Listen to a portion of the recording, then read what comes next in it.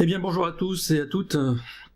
Voilà, je fais cette vidéo pour expliquer pourquoi je me suis désabonné de Chasseur de Fantômes, Jerry Chasseur de Fantômes, de sa chaîne. J'étais abonné et au fil du temps, ça m'a chagriné un peu, mais enfin pas chagriné. Alors excusez-moi aussi pour le peignoir, je suis un petit peu malade aujourd'hui, donc je reste au chaud chez moi. Donc pourquoi je me suis désabonné de la chaîne de Jerry Chasseur de Fantômes? Alors c'est vrai que au début j'ai aimé son contenu, j'étais abonné aussi, enfin je suis toujours abonné à la chaîne de GusDX, Chasseur de Fantômes, que Jerry a repris lorsque Gus, pour les raisons que l'on sait, a arrêté sa chaîne Chasseur de Fantômes. Jerry est quelqu'un à qui il arrive à chaque fois quelque chose, il revient pas d'une enquête sans rien. Il a des PVE, il a des gens qui montent dans les escaliers, il a des choses. Réel ou pas, c'est pas le propos. Ce n'est pas le propos.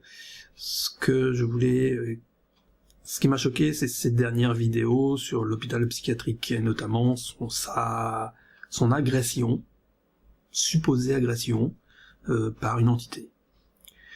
Et pour ça, j'aimerais revenir un petit peu en arrière. Et notamment sur The Kairi, lorsqu'il avait fait ses vidéos sur son appartement hanté. Donc des verres qui volent, des assiettes qui tombent, et ainsi de suite. Jerry, à cette époque-là, avait fait une contre-vidéo où il lui proposait d'aller vérifier chez lui s'il n'y avait pas des entités. Et aussi, dans l'idée, il expliquait que si il lui arrivait quelque chose comme ça, il filmerait, alors que The Kairi n'a jamais filmé aucun des bruits. Et Jerry expliquait que si jamais une telle chose devait lui arriver, tout de suite il filmerait ce qui est tombé, il filmerait les débris, les morceaux. Ça on se le garde dans la tête, ce petit moment-là. Car après, Jerry a fait une vidéo sur « Je suis agressé par un poltergeist, je crois, je ne sais plus. Je suis agressé par un démon poltergeist. » Donc il est dans une maison, et à un moment donné, il y a une chute, on entend une chute, quelque chose qui tombe, qui se casse, enfin, qui à mon sens, moi j'entends deux choses, un bruit clair de vitre, et un bruit sourd de céramique.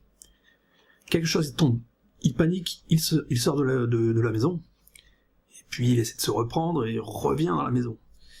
Et là il se rend compte, après quelques secondes, qu'une céramique, enfin, ce qui ressemble à un carreau en céramique, est tombé, et là, alors que précédemment il n'était pas là. Et bizarrement, il n'a pas vraiment filmé, il n'a pas vraiment cherché à savoir ce que c'était, d'où ça pouvait venir. Et là, c'est là que ça a commencé à me faire tilt, à me chagriner un peu dans ces vidéos, quoi.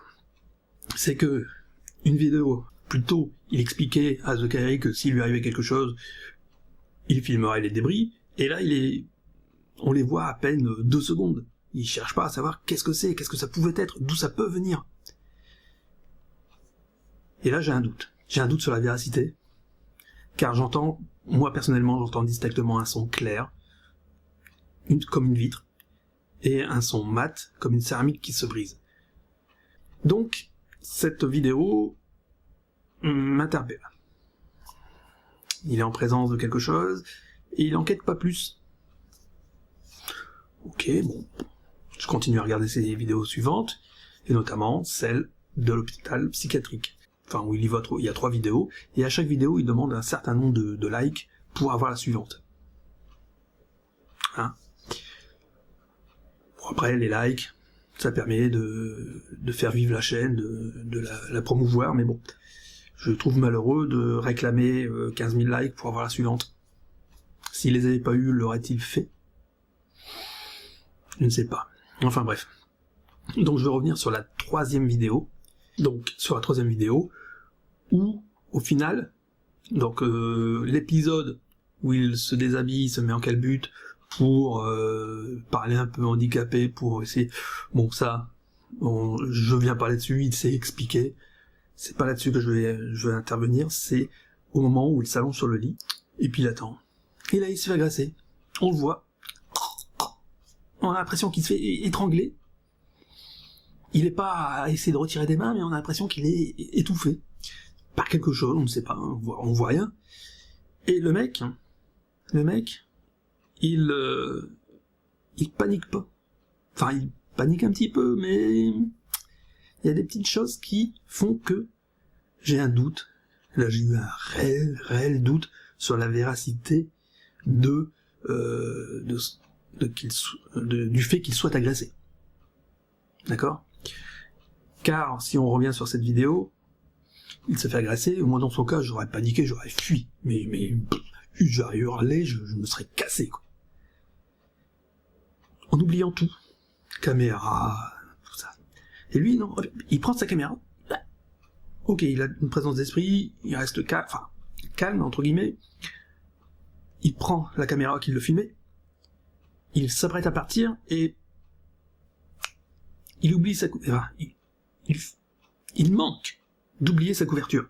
Il fait demi-tour, enfin, il a pas fait 3 mètres, hein. Il a fait 1 mètre, ma couverture, hop, il retourne chercher sa couverture, alors qu'il vient de se faire agresser. Moi, personnellement, la couverture, je l'aurais oubliée, là. Hein, même sentimentalement, je l'aurais oubliée. Et donc, il part. Donc déjà ça, ce petit fait qu'il n'oublie pas la couverture, il est pas autant, pour moi, il est pas aussi en panique que ça, quoi.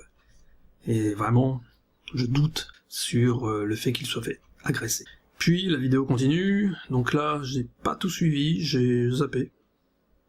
Je l'ai vu pleurer, ok, il peut pleurer. Tout le monde peut pleurer sur commande, c'est pas des fois simple, mais on peut. Donc est-ce que c'était des vraies larmes, des fausses larmes? Ce qui m'a encore fait en plus douter, c'est que le gars, donc je reviens, il se fait agresser par une entité supposée. Il oublie pas sa couverture. Il sort, il continue à parler, il pleure un peu. Et surtout à la fin, il n'oublie pas de lâche pouce bleu. Voilà, et là du coup j'ai désabonné. Parce que c'est pas ma philosophie, pour moi je vais pas dire du fake, mais c'est trop gros pour être vrai. Donc voilà pourquoi je me suis désabonné de sa chaîne. Allez, salut!